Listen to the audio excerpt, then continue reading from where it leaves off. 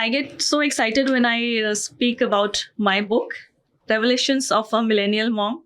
And people always tell me that they really like the color of the cover page. So it took me a lot to write this book. It took me 9 months to write a book. And that is the time period your baby remains in the womb. And so I call this book as my third child. So when this book was released, I actually posted on Instagram and all my social networking site that was quite absurd, and people started congratulating me because I had written that just delivered a third baby, and people were like awestruck. Um, so so that was the first day when my book was released. So I would like to read what I have written. This book is dedicated to my parents, and I'm just going to read a few lines. This book is dedicated to all the people who hold a very special place in my life. I would like to dedicate this book to my parents, Mr. Azam Ali Zaidi and Mrs. Kamar Sultana Zaidi, for enriching my life with sound education and learning, supporting me and believing in me. To my husband Asif, whose continuous support and trust in my abilities have made writing this book possible, because there were times when he used to take kids out so that I could get that peaceful time to write the book. To my kids Riza and Batul, without whom the idea of this book might not have been incepted, obviously. Lastly, I would like to dedicate this book to all the fabulous women who are managing motherhood and following that trajectory of self-realization and personal growth.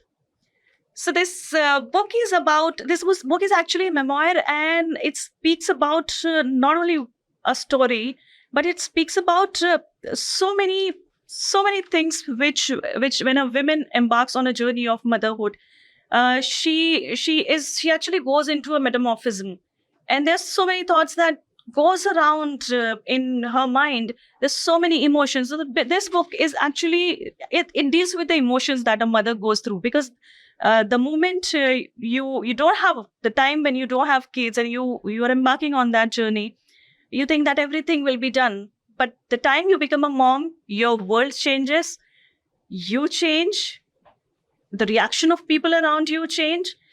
So there are there are actually 30 chapters in this book. So some of the chapters, the first chapter is topsy-turvy, how the life goes, haywire when you embark on a motherhood journey. So this book is actually, it focuses on the gray side of motherhood, and not because usually we get to understand only the positive side of motherhood, but we should also delve into the mind of a mom, what she is going through. So it actually speaks about the gray side of motherhood, which we usually don't speak about. And if moms start speaking about those things or those aspects, they are judged.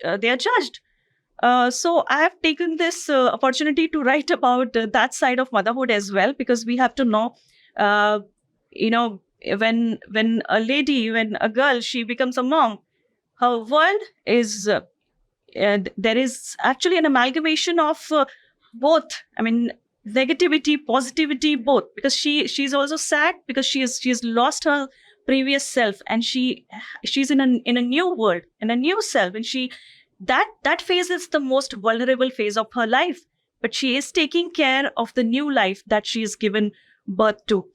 The second chapter is God Mein Beta Lekar Aana. It deals about, whenever you must have seen that whenever a girl is pregnant, she's expecting a child, people will always say that, may you have a baby boy. And that is considered, I mean, we have imbibed this, that having a baby boy is a blessing. Nobody is going to bless you, may you have a baby girl. They will always bless. You must have seen during baby showers, during God Bharai sessions, they will always bless you with God Mein Beta Lekar Aana. So this is what my second chapter deals with. And if you can see, out of these 30 chapters, there are so many chapters which, the name of the chapters start with foods.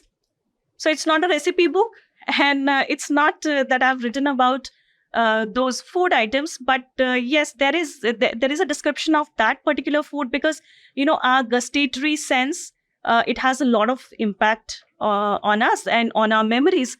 So when I've spoken about Omali desserts, that means I'm speaking about my journey as a mom in Dubai.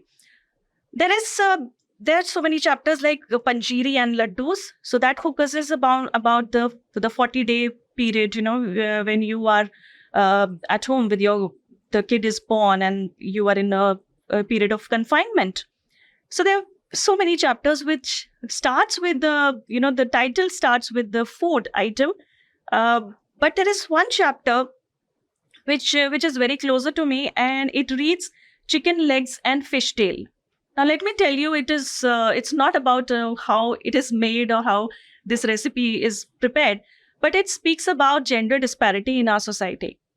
Because you must have seen that gender disparity starts right from our home, right from our kitchen. The best part of the meal is served to the baby, to the boy, and uh, we think that there is no gender disparity nowadays when we are raising the alpha generation, or we are millennials, and there's no gender disparity. We have been raised like we are two sisters, and I haven't seen any kind of gender disparity that my parents did to us, because we were two girls and we didn't know that it existed. There was no terms of disparity in terms of anything or education. But I have seen families, still I've seen families making a disparity, making a distinction between a boy and a girl. Likewise, the chapter which emphasizes on this notion that, may you have a baby boy. And for them, this is nothing wrong, because they think that they are just blessing the girl. But I think we need to think about it more, that what is that we are imbibing in our society? What is the narrative that we are leaving the society with? So I think it's very important for us to analyze this concept of gender disparity. So this book is available on Amazon. So grab your book and let me know your thoughts. This is not a book of this is not my story, but this story is going to resonate with all the moms. Thank you.